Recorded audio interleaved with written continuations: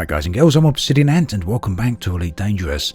This is another look at the recent events in game. The stations have come under attack by Thargoids and we need to get in there and rescue some of the passengers out there, or some of the station inhabitants.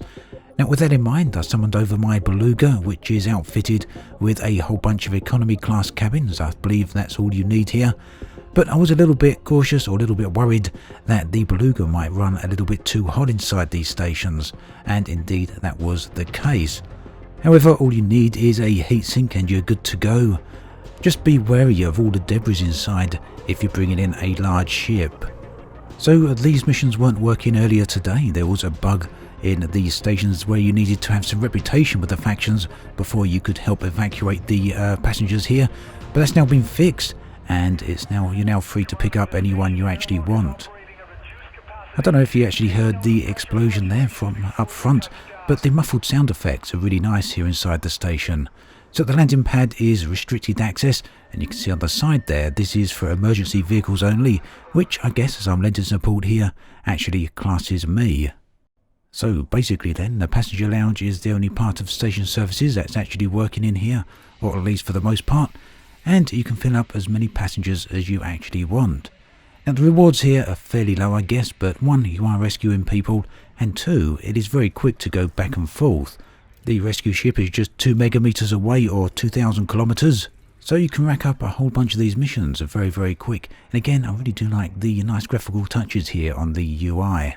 So you don't need a larger ship to come here. If you've got one, then well and good. But you can come here simply with a Sidewinder, I believe, and even put a passenger cabin in there. There's a good chance you'll find a mission that's suitable. And barring that, the Dolphin is the cheapest of the passenger class ships.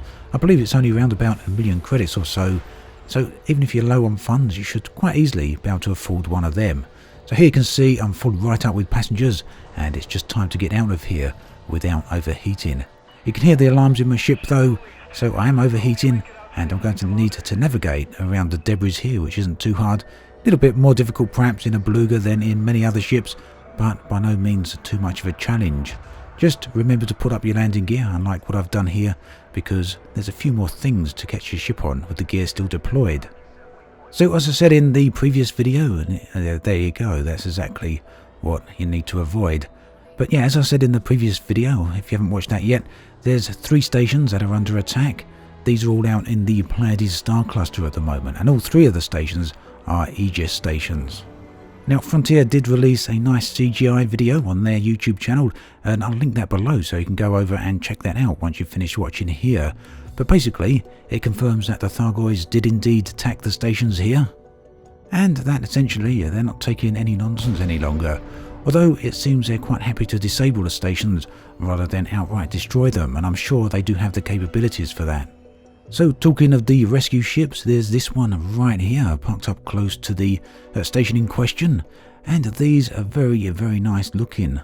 All the details on the side of the ships here really help to convey the sheer sense of scale. These are truly massive beasts, and of course that's because they're mega ships no less, with the ability for you to go and dock on them and allow your passengers to disembark.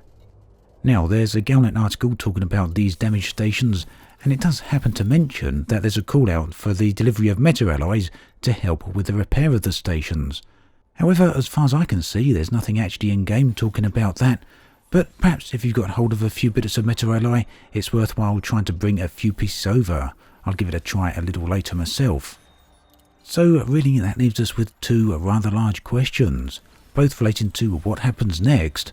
There's actually 2 new states for stations, damaged and under repair, and we haven't seen the under repair yet, but we'll probably see that sooner rather than later. The other big question is, will we be seeing more stations under threat, and if so, will they be stations outside of Aegis stations? After all, there are a number of other stations out here that aren't affiliated with Aegis, and, well, inhabited space isn't that far away. The main bubble is around about 400 light years from here, and it really is hard to imagine that's an insurmountable distance for the Thargoids. I suspect they can make that relatively easily, just like we can. Pure speculation of course, but it seems likely now that this has started, it's not going to end anytime soon. So nearby to this station is an absolutely beautifully situated rescue ship. Just look at that backdrop there, absolutely stunning, and the lighting here really does add to that. I'll be back very soon with another video to have a look at the new Thargoid, the Medusa. For now, as always, thanks for watching, and I'll catch you guys and girls next time.